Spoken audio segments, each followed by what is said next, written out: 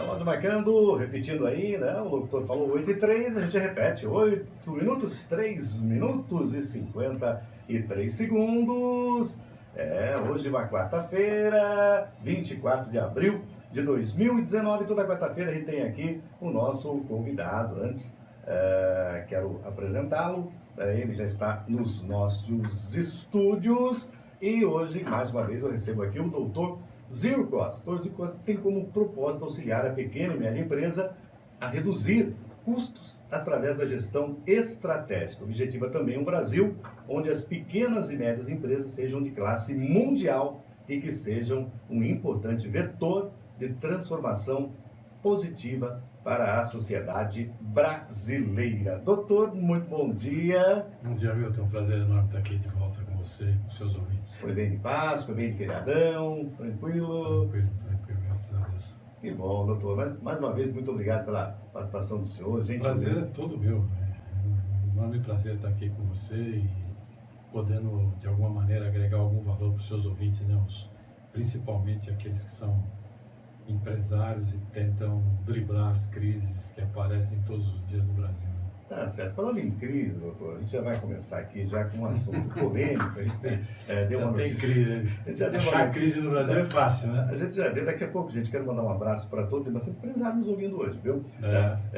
Nós tivemos aí uma matéria, né, na segunda-feira, pela agência Reuters, né, representantes de caminhoneiros autônomos afirmaram na noite da última segunda-feira, ou dessa segunda-feira agora, terem fechado o acordo com o ministro da Infraestrutura, o Tarcísio Freitas, que atendeu demandas da categoria e dessa forma vão aí recuar da intenção de alguns deles a deflagrar uma greve dos transportadores na próxima semana. Como é que o senhor enxerga? Como é que é o panorama do senhor aí para... É fácil para você pensar uma crise, né?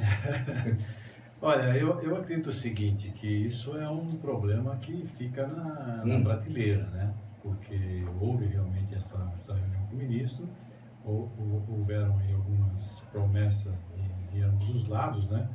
Eu acredito que o governo tem um abacaxi enorme na mão, né? Porque esse negócio de tabela de preço lá do CNTA, né, da Confederação Nacional de Transporte Autônomo, controlar isso, né, não deixar praticar um preço abaixo do preço mínimo, isso, na verdade, a gente já viu esse filme, não é uma tarefa para o governo. Eu acho que ele herdou, né, essa herança e, muito sabiamente, fez essa reunião antes que os caminhoneiros parassem.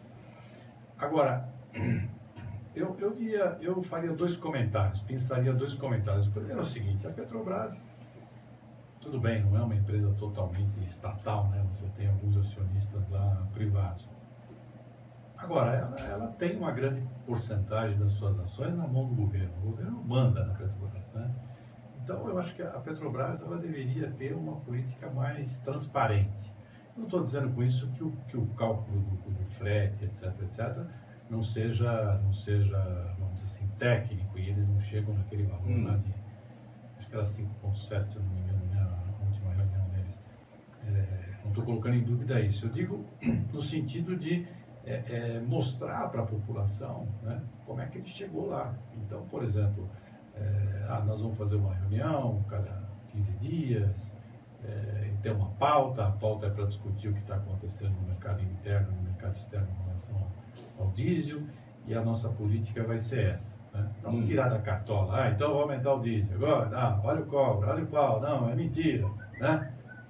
Então eu acho que poderia seguir o modelo que nós temos hoje já implantado, que funciona relativamente bem, que é o modelo do cupom, talvez com reuniões um pouco mais frequentes, né? Para que a população saiba, amanhã vai ter reunião do Conselho Administrativo, sei lá, da Petrobras, eles vão decidir sobre se mantém para os próximos 15 dias, não mantém e tal. Todo mundo quer saber, não fica aquele negócio, na sexta-feira à noite mudou, entendeu? Eu acho que esse é um ponto. O segundo ponto é aquilo que a gente tem, se você tem noticiado aqui, né? Você teve aquela ferrovia Norte-Sul, que foi privatizada. Sobre o modal nosso que poderia... O nosso modal está errado, né? Então, vamos dizer assim, infelizmente, eles estão errando há décadas, né? A gente não pode ter essas grandes distâncias cobertas pelo transporte rodoviário, né? Então, por exemplo, você tem lá na gaveta a Ferrovia Integração Oeste e Leste, e tem também a Ferrogrão, né? Que já ajudaria bastante. Então, eu não estou criticando o governo, porque o governo acabou de esquentar essa cadeira, né? Mas isso tem que tirar da gaveta o mais rápido possível, o ministro tem que pôr na pauta e tem que privatizar, né? Então, eu acho que esses dois pontos, eu acho que é tanto a transparência da Petrobras, como o investimento maciço em privatização de ferrovia.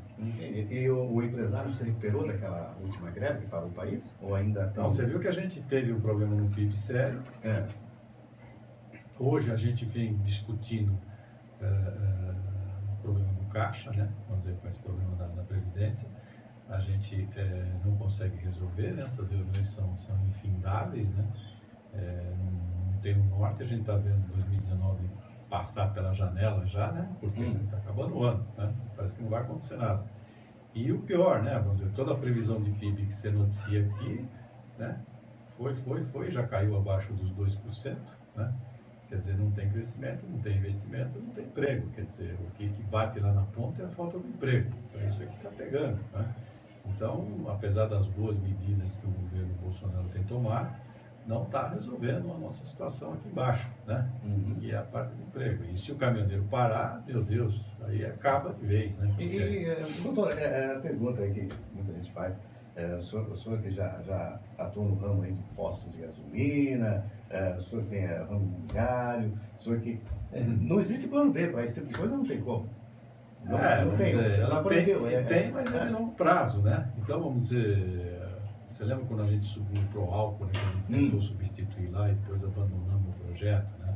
Agora é energia renovável, ou seja, carros elétricos, né? Vamos dizer assim, tentar a substituição do diesel, que é exaurível, né? Você está explorando aquilo na terra, uma hora acaba, né? Tudo bem, pode levar 30 anos, na hora que acabar, fala, bom, e agora? O que a gente faz? Não, tem que fazer antes, né?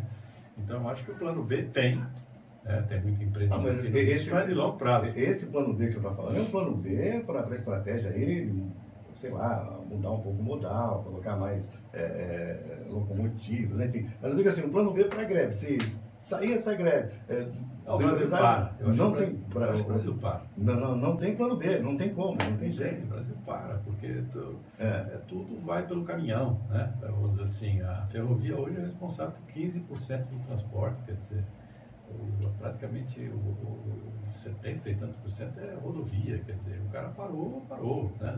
Quem sofre mais, o pequeno empresário ou o grande empresário? A pergunta agora vai chegar aí bem pertinho, viu? Eu acho que todo mundo sofre, viu? Eu acho que todo mundo sofre, acho que tanto o pequeno como o grande sofre. Tá certo. Bom, doutor, na semana passada o senhor começou respondendo a pergunta, né?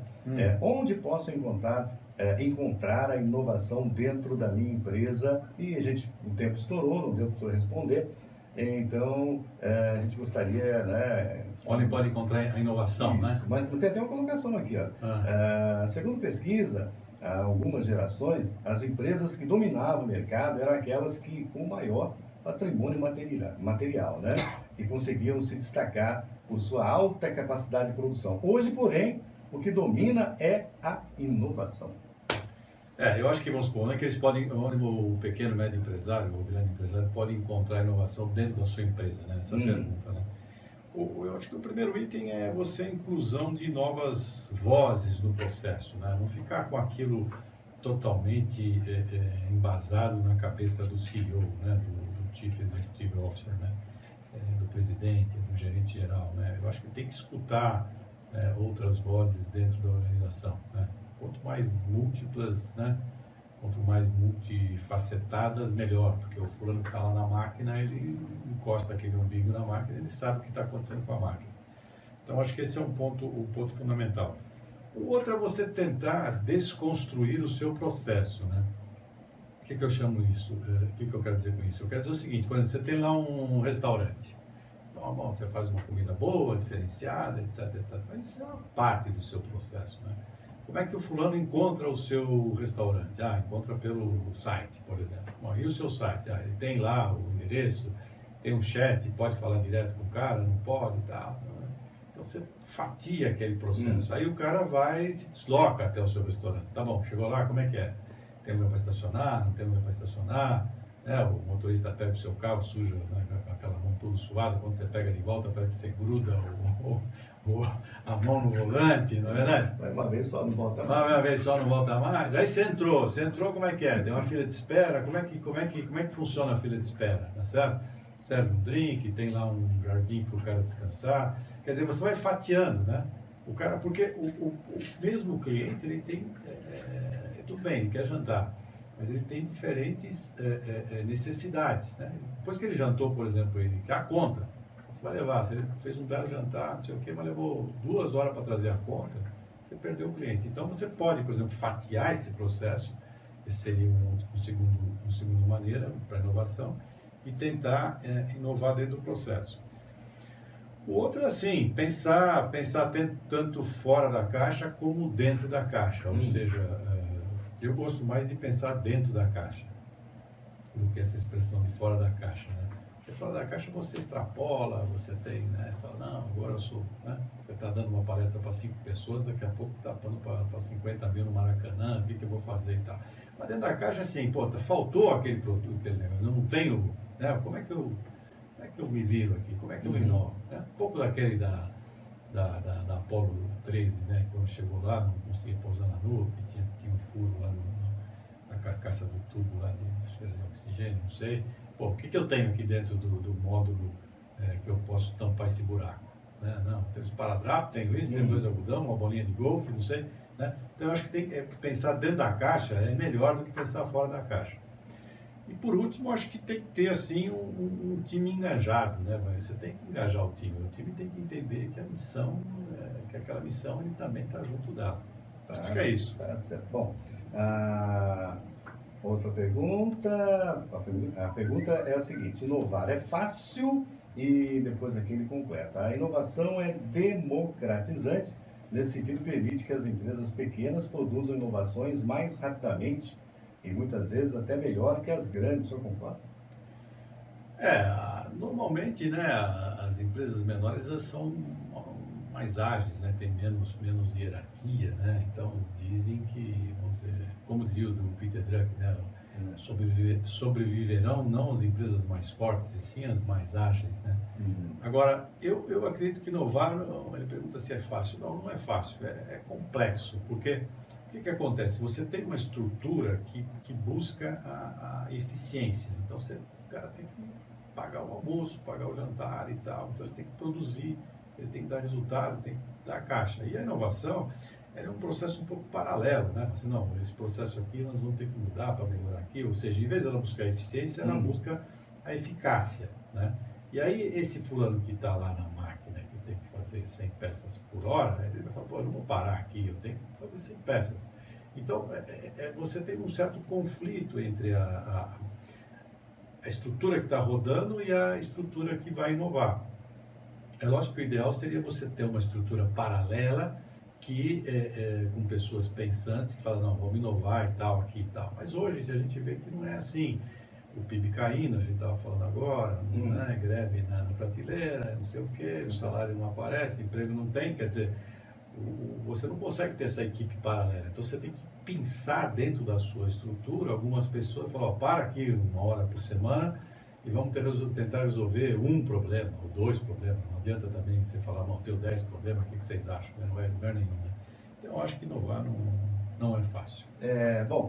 O doutor fala sempre em musculação, né? Que a empresa tem que ter musculação para poder aí inovar e medir os resultados. E quando que eu sei que a minha empresa está engessada? Se ela está engessada, eu diria para você o seguinte, o que você fatura? Faturo 10 unidades de alguma coisa. Quanto você faturava o mês anterior, outro mês? Eu faturava 9, 8, 7, 11, 10, você está mais ou menos no mesmo ritmo. Ou seja, a tendência é que você continue faturando 10, 11, 8, 9, alguma coisa assim. Então você está engessado, né? Você precisa de um diferencial, né? Esse diferencial vem com essa estratégia de inovação. Agora você tem que ter um plano, né? E aí como é que é esse plano? O plano ele depende muito, por exemplo, do que está acontecendo com o cliente seu lá na ponta, né? Como a gente é um país pobre, um país periférico, gente tem essa vantagem de olhar para o primeiro mundo, ver o que está acontecendo. Ah, como é que os caras estão mudando lá? Pô, posso usar isso aqui? Não posso? Posso praticar um canibalismo empresarial, né? Então, acho que essa é uma maneira. Outra coisa é a tecnologia, né? Vamos supor, se você se você não tá, vamos supor, não digo no estado da arte, mas pelo menos acompanhando a tecnologia, o desenvolvimento, a grande probabilidade de você morrer lá na frente é muito grande, né? E acho que o terceiro ponto, eu diria que você realmente, como a gente falou, eleger poucas variáveis para correr atrás. Eu acho que, como o empresário está nessa dificuldade toda, ele tem que escolher 2, 3 coisas. Por exemplo, sei lá, comercialmente, como é que eu posso inovar comercialmente, né? Esse é um ponto. Canais de distribuição, como é que eu posso inovar? E pensa nesses dois e tenta medir, né? Tem esses gurus que falam, não, pensa grande, né? Não sei o quê. Então, eu acho que no Brasil, o Brasil não é para principiante, né? Acho que tem que pensar, e pode até pensar grande, mas tem que agir com muita cautela. O senhor respondeu a pergunta aí do Fábio, lá de Piracicaba, ele está nos ouvindo, então o ramo dele é uma alta elétrica, e ele fala, como eu não sou assim tão grande, a gente faz um sistema de cooperativa, a gente pega equipamentos de última geração, eu não tenho aquela musculação para comprar o produto, mas quando a gente se reúne aqui com várias pessoas no ramo da empresa dele, com o tamanho da empresa dele, a gente tem o aparelho, a gente usa, é tipo não digo uma cooperativa, mas é uma negociação que a gente faz. Eu acho que é o caminho, vamos dizer assim, o verbo que o empresário tem que conjugar hoje é compartilhar, né? Não dá para ter tudo, né? Vamos dizer, ele tem que ser criativo, né? Tem uma frase daquele Reid Hoffman, que é o mesmo sobrenome seu, por sinal. Por isso que eu assustei. O Reid Hoffman, ele diz o seguinte, que o empreendedor é aquele que pula de um penhasco, né? E monta um avião enquanto está caindo, né? Então, vamos dizer, tem aquela ideia, tal, não sei o que, de pular, de fazer, de dar certo e tal, mas no caminho ele vê que precisa montar um avião, porque senão ele vai se esborrachar lá embaixo. Então, é um pouco isso. Eu acho que hoje em dia tem que compartilhar, tem que olhar, né? Por isso o Dr. Zero Cost, né? Baixar custo, porque essa é a ideia. E você tem que ter uma estratégia, você não consegue, por exemplo, achar que faz de qualquer maneira e vai dar certo, né? Você tem que ter, vamos dizer assim, uma maneira de como você vai entrar nesse mercado. É mais ou menos como a gente estava falando da Apollo, né? Como o Challenger, por exemplo. Ele está voltando numa missão, ele não dá para chegar e entrar direto na Terra, tá certo? Se ele entrar, ele vai ter um atrito enorme com a atmosfera. Depois de uma certa distância, o oxigênio, né, que vai começar a aparecer o oxigênio, vai fazer com que ele pegue fogo, tá certo? Então ele tem que achar uma janela de entrada, tá certo? Se eu não estou errado, acho que ele tem que entrar a 3 graus, né, em relação ao horizonte, de barriga, né? A barriga dele lá é toda protegida com cerâmica, que aguenta lá, sei lá, 2.000 graus, e ele, mesmo assim, ele vai tomar solavanco, mesmo achando a janela e tal.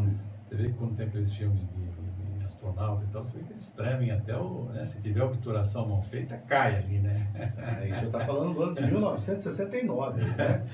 Quando eles foram pra lá. Né? Então, deixa eu ver como é que já tinha aquela mente lá, né?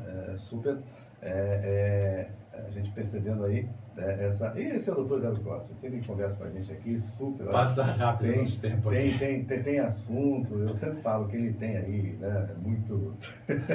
ele é repertório, muito repertório. Falando em repertório, o Fábio colocou aqui, olha, Nilton, será que eu estou certo no meu pensamento? Encurralar ou pressionar os clientes para comprar é como puxar uma muda de uma planta para que ela cresça, é por aí? Encurralar, você fala? Ele fala, encurralar ou pressionar seus clientes para comprar é como puxar as mudas de uma planta para que ela cresça. Você acaba arrancando com raiz. É verdade, eu acho que você tem que escutar, você tem que praticar escutatória primeiro para depois. E outra, além de praticar escutatória, uma dica básica, assim, você tem que ler o perfil do seu cliente, né? Você pode ler um pouco sobre aquele Carl Jung lá, que tem ele criou os 12 estereótipos, né, de pessoas. Cada pessoa tem uma característica e tal, estudar um pouco aquilo.